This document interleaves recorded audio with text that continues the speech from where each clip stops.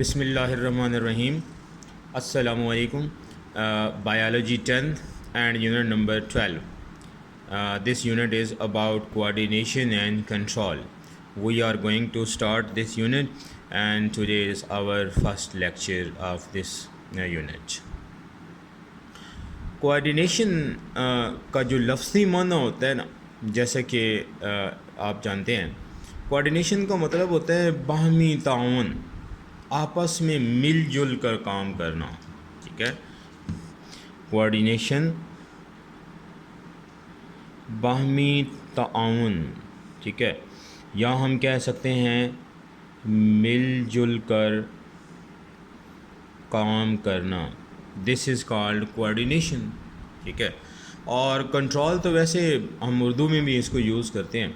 Control का मतलब होता है किसी चीज़ को काबू करना, कब्ज़े में करना, उस पर हुकूमत चलाना, उसको अपनी मर्ज़ी से चलाना। This is called control. तो हम बायोलॉजिकली, साइंटिफिकली इन दोनों टर्म्स को स्टडी करेंगे और हम देखते हैं कि जैसे हमारा बॉडी जो है ना वो डिफरेंट टिश्यूज़ से मिलकर बना है और फिर टिश्यूज़ जो है ना वो ऑर्गन्स मिलकर बनाती हैं। आपको लेवल ऑफ ऑर्गेनाइजेशन याद होगा, 9th की क्लास में आपने पढ़ा था कि टिश्यूज़ जो है वो एक ग्रुप ऑफ सेल्स होता है जो मिलकर सिमिलर फंक्शन परफॉर्म करते हैं। सिमिलरली जो ऑर्गन्स होते हैं वो टिश्यूज़ से मिलकर बनते हैं। तो यूँ ये टिश्यूज़ और ऑर्गन्स जो बॉडीज़ में पाए जाते हैं मल्टी सेलुलर ऑर्गेनिज़म्स की, ये इंडिपेंडेंटली अपना वर्क नहीं कर सकते। ना टिश्यूज़ अकेले अपना काम परफॉर्म कर सकती हैं, ना ही ऑर्गन्स जो होते हैं वो अपना अलग से फंक्शन परफॉर्म कर सकते हैं। तो ये मिलजुल कर अपना वर्क करते हैं और यही बात कहलाती है कोऑर्डिनेशन। ठीक है, यही बात कोऑर्डिनेशन कहलाती है। तो हम इसको डिफ़ाइन कर सकते हैं यूँ इस अंदाज में कि tissues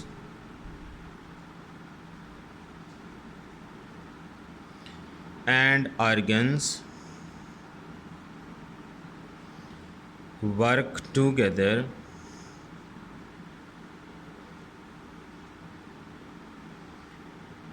performing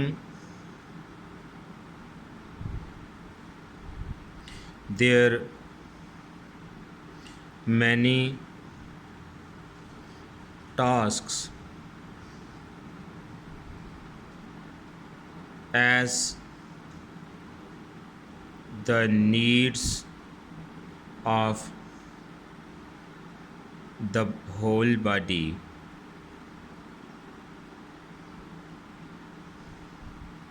This is called coordination।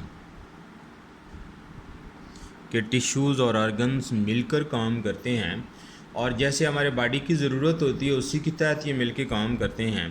तो this coordination, this is called coordination. ये इनका मिल के काम करना, together performing, this is called coordination. Coordination जो है ना वो हमारे बॉडी के लिए वेरी इंपॉर्टेंट है इस हवाले से कि ये किसी ऑर्गेनिज़म को इस काबिल बनाती है कि वो जो उसके अराउंड वर्ल्ड के अंदर उसके माहौल में जो हैपनिंग्स हो रही हैं तो उनको वो रिस्पॉन्स कर सके। इस हवाले से कोऑर्डिनेशन जो है वो ज़रूरी होती है। Mean coordination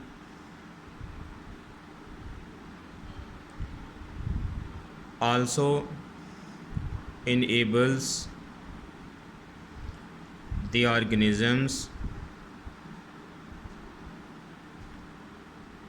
to respond to happening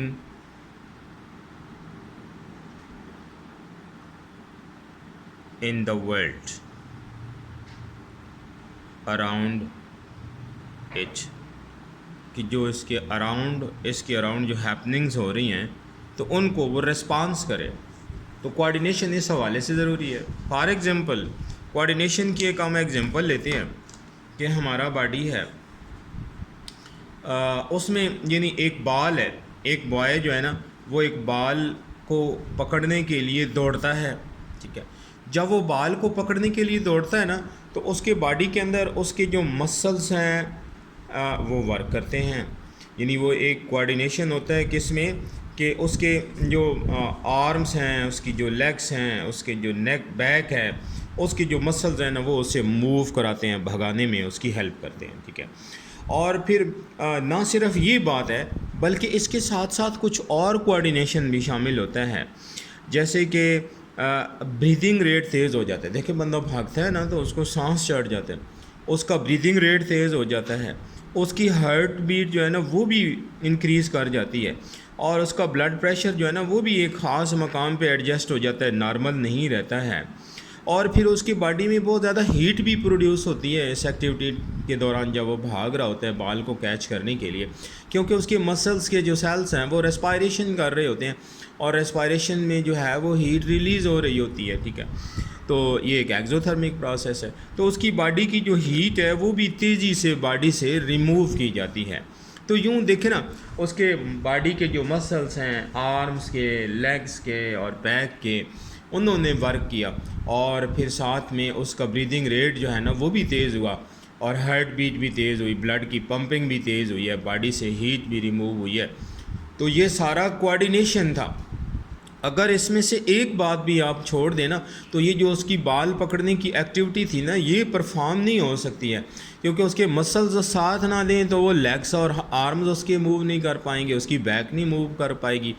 चले मसल्स तो साथ देते हैं, लेकिन अगर उसके बॉडी का जो यानी उसको ऑक्सीजन चाहिए मसल्स को रेस्पायर करने के लिए, तो तेज़ी से अगर उसका जो नर्व ये जो रेस्पायरेटरी सिस्टम है, जो लंग्स हैं, वो तेज़ी से कंट्रैक्ट एंड रिलैक्स नहीं करेंगे तो उसे ऑक्सीजन कैसे मिलेगी, और कार्बन डाइऑक्साइड जो प्रोड्यूस हो रही है as a result of respiration, उससे वो गेट रिड कैसे करेगा, कैसे छुटकारा पाएगा। तो ये सारी बातें जो है ना ये कोऑर्डिनेटेड हैं।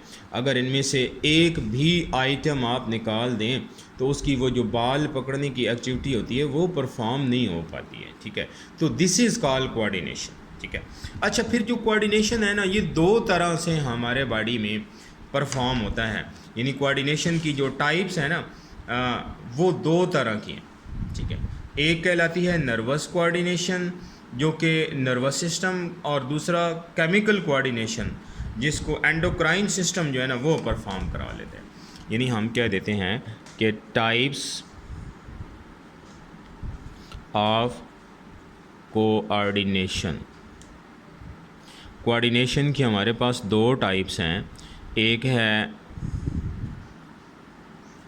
नर्वस कोऑर्डिनेशन और दूसरा कहलाता है केमिकल कोऑर्डिनेशन।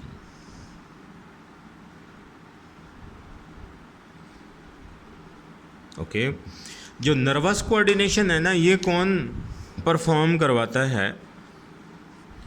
नर्वस सिस्टम जो हमारे ब्रेन और स्पाइनल कॉर्ड पर मुश्तमिल है, हम इंशाल्लाह डिटेल से जानेंगे इस चैप्टर के अंदर। और दूसरा है केमिकल कोऑर्डिनेशन जो कि एंडोक्राइन सिस्टम, जिसे हम गदूदों का निज़ाम कहते हैं उर्दू में, ये लेकर आता है केमिकल कोऑर्डिनेशन हमारे बॉडी में। तो इसको भी इंशाल्लाह हम डिफरेंट ग्लैंड्स हैं हमारे बॉडी में, तो उसको भी हम बड़े तफसील से जानेंगे कि कौन कौन से ग्लैंड हैं और वो कौन कौन सा फंक्शन परफॉर्म करते हैं। तो this was all about introduction about chemical about coordination in our body, जिसको हमने डिफ़ाइन भी किया, एग्जांपल से देखा भी सही, और फिर इसके अलावा हमने उसकी दो टाइप्स भी डिस्क्राइब की हैं। Okay, wish you good luck, अल्लाह हाफिज़।